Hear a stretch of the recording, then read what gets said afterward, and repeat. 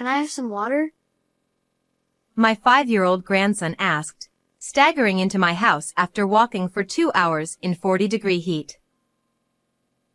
His face was flushed red, and sweat was pouring down like a waterfall. Confused, I asked, "Where's your mom?" At that moment, he burst into tears. She dried up at home. He sobbed.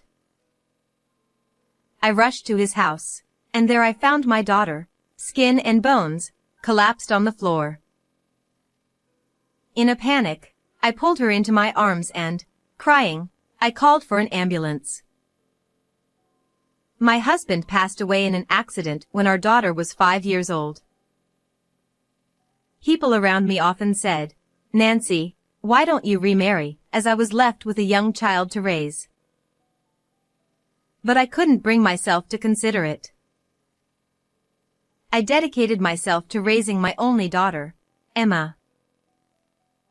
When she turned 29, she married Jason, who was 2 years older than her. While I felt relieved that my role had finally come to an end, something nagged at me.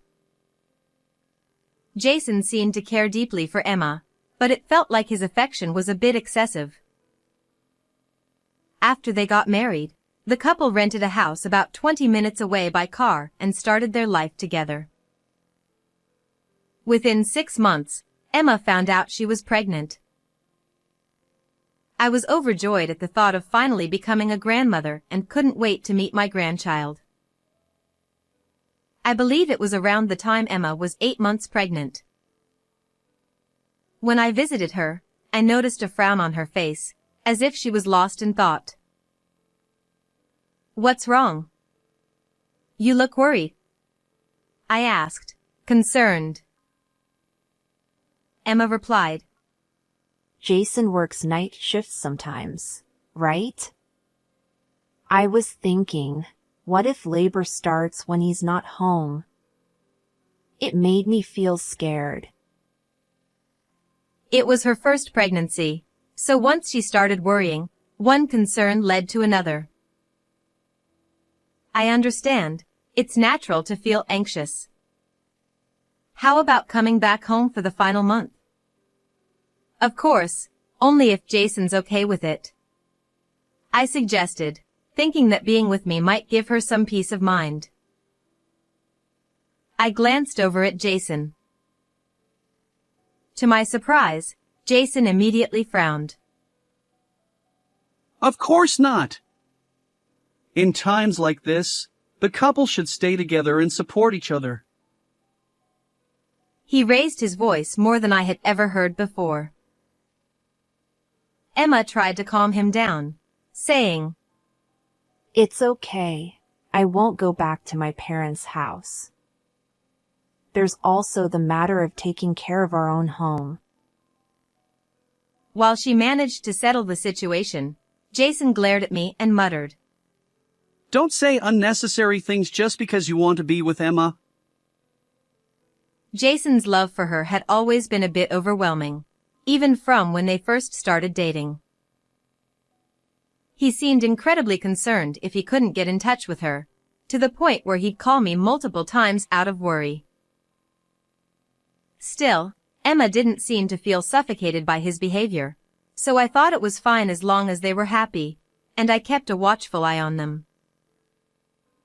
Emma eventually reached her final month of pregnancy and, without returning home, went into labor on a day when Jason happened to have the day off. She gave birth safely. While the baby was in her womb, the little one seemed shy, always covering the important areas with its feet, so the gender wasn't known until the baby was born. It turned out to be a healthy baby boy, whom they named John. He's so adorable. Emma, you really did a great job. "Thanks, Mom," Emma replied, as she lovingly cradled her newborn. I visited her in the hospital to congratulate her, but when I looked to the side, Jason didn't seem as happy. "What's wrong?"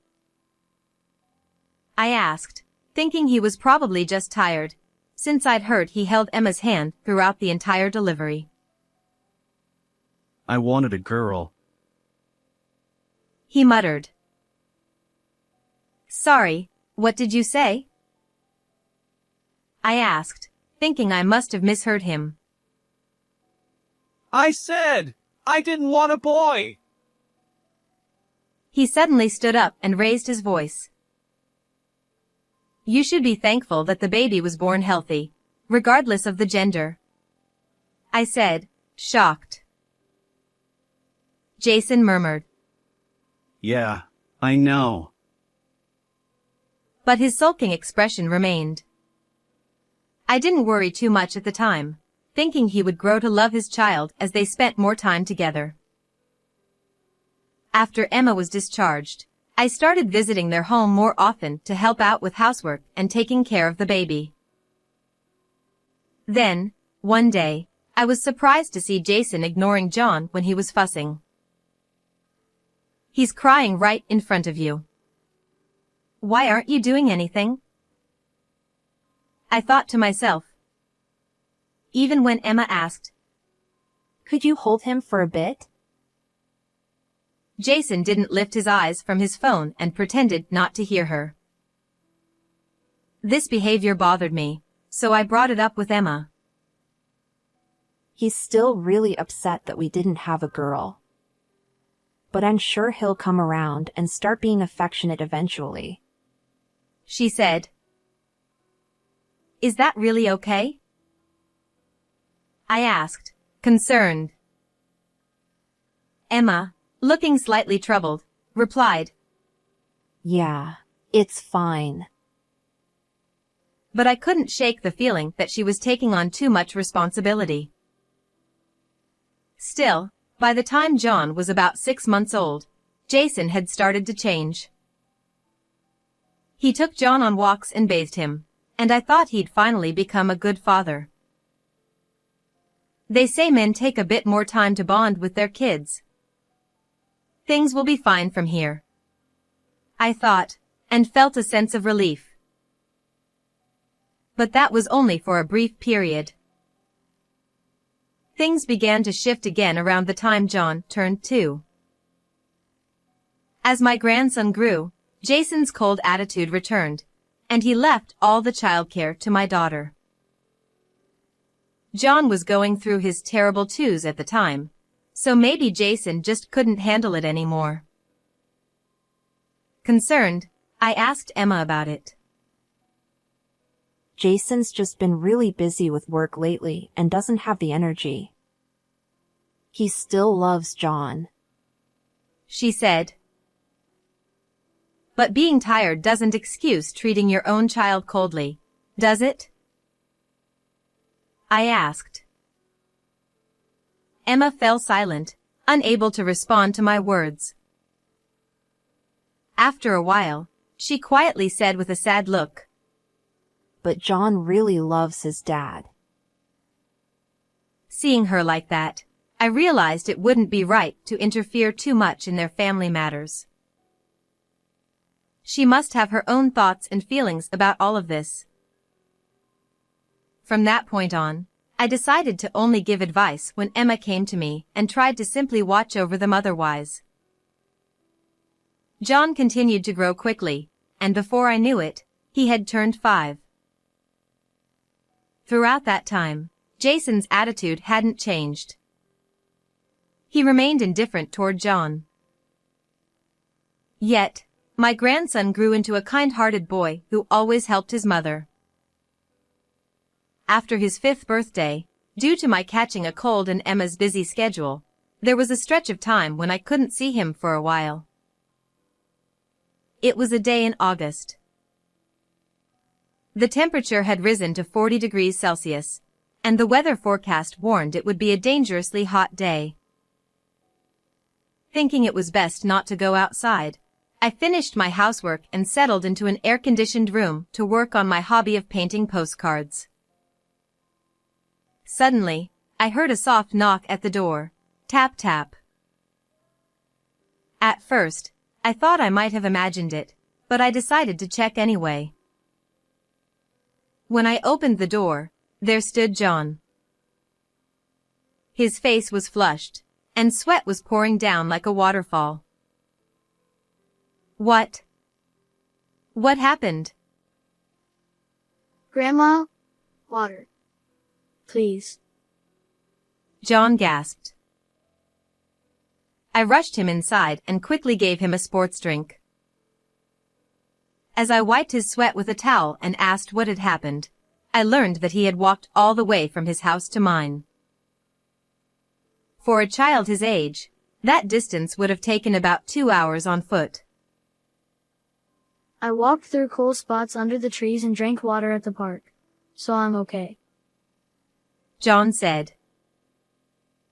But regardless, it was clear he had been in danger. Where's your mom? I asked. Emma would never let her 5-year-old son wander out alone in the summer heat, so I was concerned. At that moment, tears began to well up in John's eyes. Mom. She's all dried up at home. She stopped moving. What? Grandma, hurry. Please, help her. I couldn't fully grasp what was happening, but from the way John pulled on my hand, trying to drag me outside, I knew it was serious. I hurried to get to Emma's house.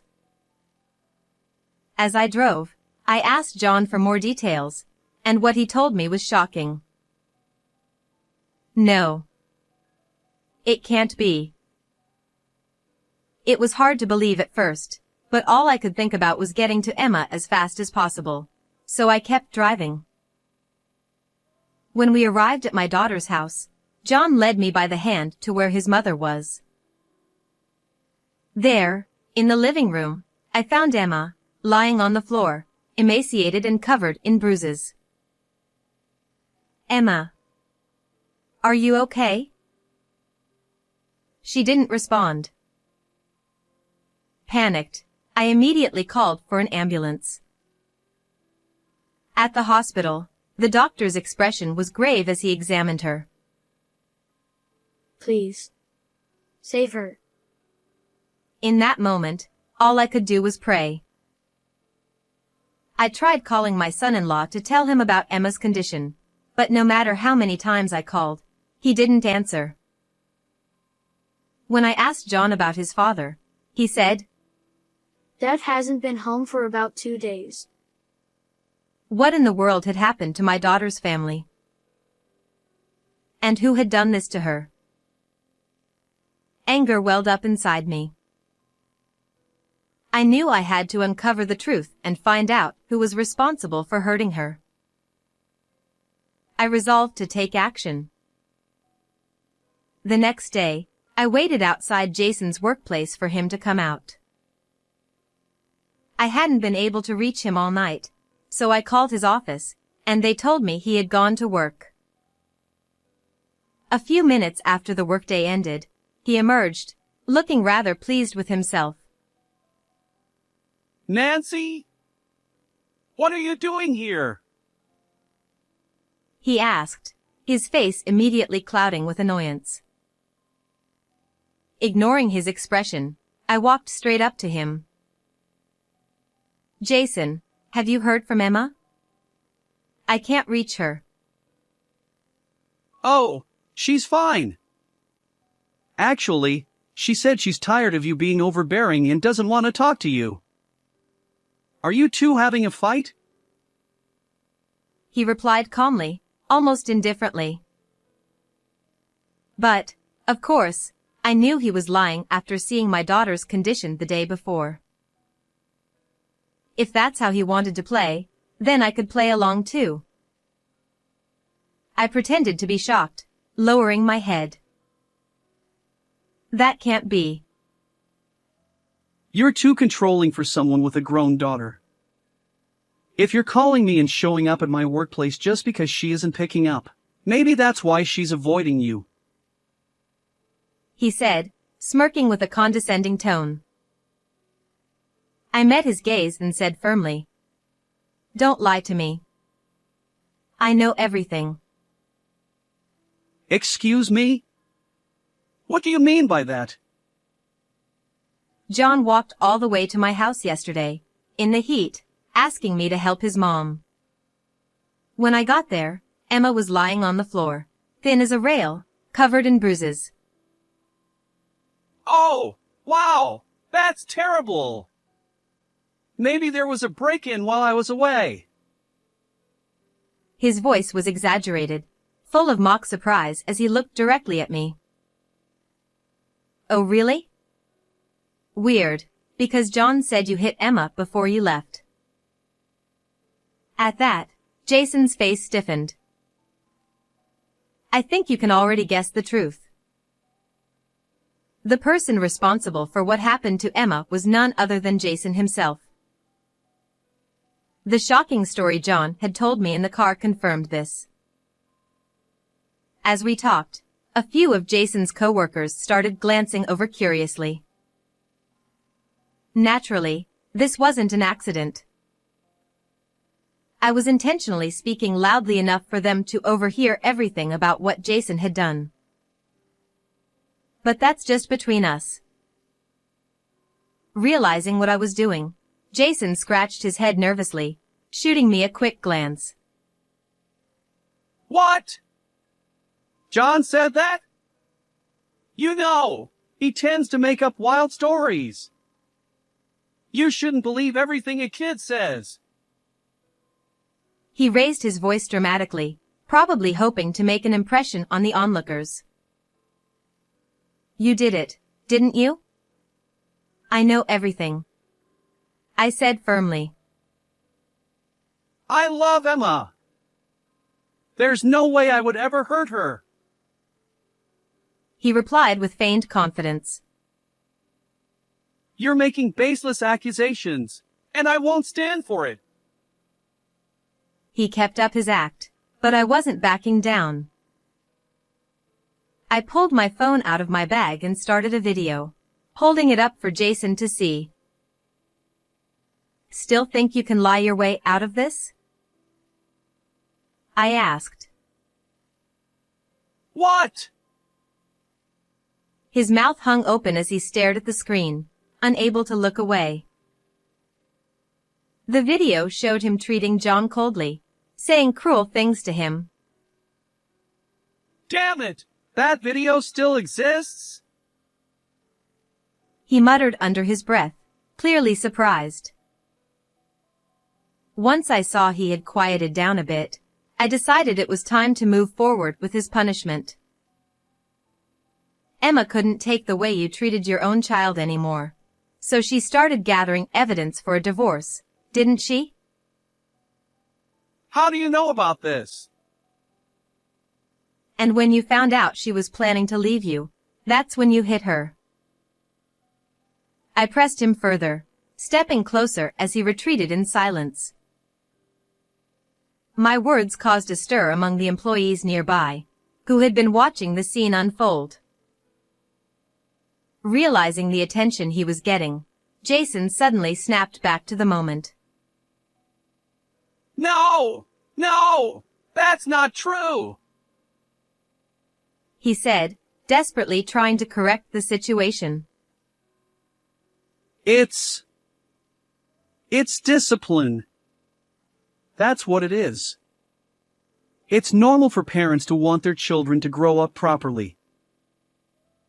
Then, with a sneer, he added, And as for hitting Emma, that's just something you made up in your head. He laughed at me, his arrogance seeping through. There was no getting through to him with words alone, so I pulled out a document and handed it to him. Enough. What about this? Jason looked at the paper, reading aloud the title. A medical report? That's right. It says here Emma had broken bones and was severely dehydrated. Isn't that clear enough?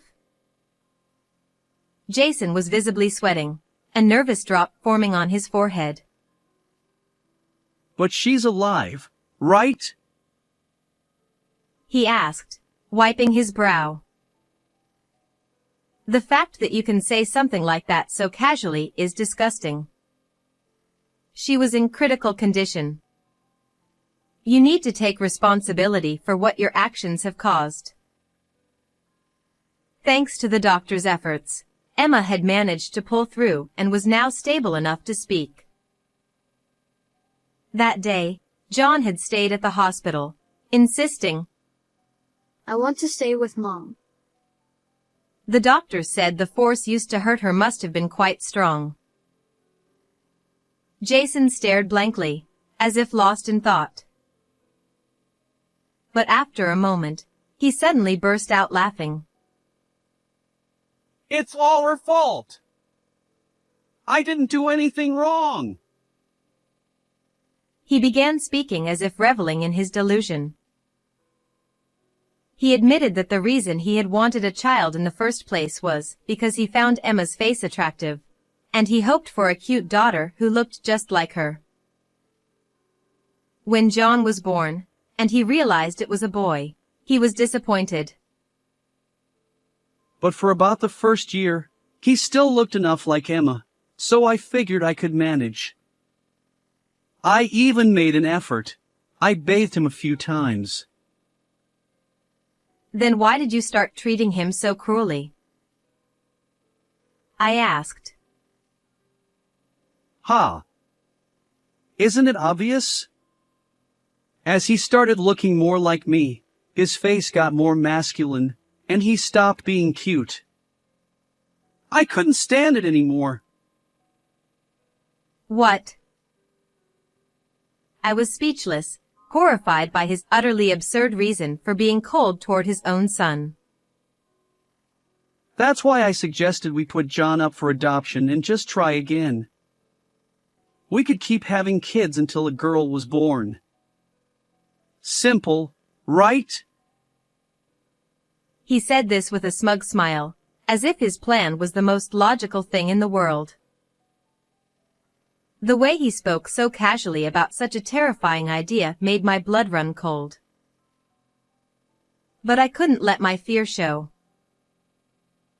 I had to stay strong. Taking a deep breath, I steadied myself. Of course, Emma refused. Any decent person would. How could she ever accept such a vile proposal? It was at that moment Emma had decided to leave Jason. She started documenting everything and preparing for divorce, all in secret. One day, however, Jason accidentally found a hidden camera in the living room. To make matters worse, he discovered a completed divorce form with Emma's name filled out in one of the drawers. I was shocked. When I confronted her, she actually said she was planning to leave me. Enraged by Emma's intention to divorce him, Jason had lashed out at her, shouting, I love you so much. Blinded by anger, he hit her repeatedly, screaming for her to repent as he stormed out of the house. Before leaving, he made sure Emma couldn't call for help by taking her phone. This had all happened just 2 days before John came to get me for help. The video I showed you earlier was from another hidden camera Emma had installed. It seems she had been thorough in her preparations. How sneaky. It's all her fault for loving John too much. What's wrong with that? He's her child. It's only natural. That's the problem. He's always sticking close to her, just like Emma. He said this without batting an eye, as if his jealousy was perfectly reasonable. I was left speechless. Jason's words weren't the thoughts of a responsible parent. They were nothing more than petty jealousy. He couldn't accept that Emma's priority was John, not him. On the other hand, despite the violence she endured, Emma tried to maintain her role as a mother. even though she was in pain, she smiled through it, telling John, I'm fine. She continued taking care of him until one day, her pain finally became unbearable, and she collapsed. For 2 days after Jason's attack, Emma had been unable to eat or drink anything. She was severely weakened, and a diagnosis later revealed she was suffering from extreme dehydration. In the end, it was John's decision to seek me out that saved Emma's life. Emma plans to report you to the police and speak to a lawyer. What? It's just a marital issue. Why involve the police? No, this is a serious crime. What you've done will be judged under the law. You need to face the consequences. Finally, Jason seemed to realize the gravity of his situation. No! I didn't mean any harm. Please! You have to convince Emma. If you talk to her, maybe she'll change her mind. Jason started begging, moving closer to me, but I shoved him away. Don't touch me. But I didn't. He muttered incoherently, slumping in defeat. But this wasn't over yet. I had one last card to play. For someone who claims to love Emma, you've done some pretty horrible things. Huh? His dumbfounded reaction was almost laughable. I pulled out several photos and thrust them in front of him. His eyes went wide as he stared at them, muttering nonsense. You didn't think we'd know this much, did you? Even about your affair. The photos were proof of his infidelity. Emma had done a thorough investigation of Jason, and she had uncovered his affair with another woman. She had kept this evidence as part of her divorce preparations. After you stormed out that day, you went straight to her place, didn't you? I couldn't understand how he could betray Emma and John so cruelly, only to turn around and have an affair. On top of the medical bills, Emma plans to sue you for the affair as well. And don't forget child support for John. Hearing the word money snapped Jason back to reality. Wait! Please help me! He tried to cling to me again, but I had nothing left to say to him. I turned and left. As I walked away, I heard some employees who had been watching the whole scene applaud, while others jeered at Jason, saying, "How pathetic." In the end, Emma and Jason's divorce was finalized. She filed a police report, and after being questioned, Jason was arrested. Eventually, they settled out of court. Jason was hit with a $100,000 bill covering compensation for his affair, medical expenses, and child support. He had to borrow money from various sources to pay it off. Since the confrontation had taken place outside the company, someone had recorded it and posted it on social media. The video quickly went viral, and Jason's name was soon identified. The scandal led to him being fired from his job, and he ended up unemployed. The last I heard, he was working odd jobs day and night to pay off his debts. Emma recovered from her injuries and moved in with me along with John. Day by day, John has been getting his energy back, and he's taken to looking after his mom with such care that it brings joy to everyone around him. From now on, I'll do everything in my power to prioritize Emma and John's health and happiness. How did you like today's story? Don't forget to subscribe to my channel. And I'll see you in the next video.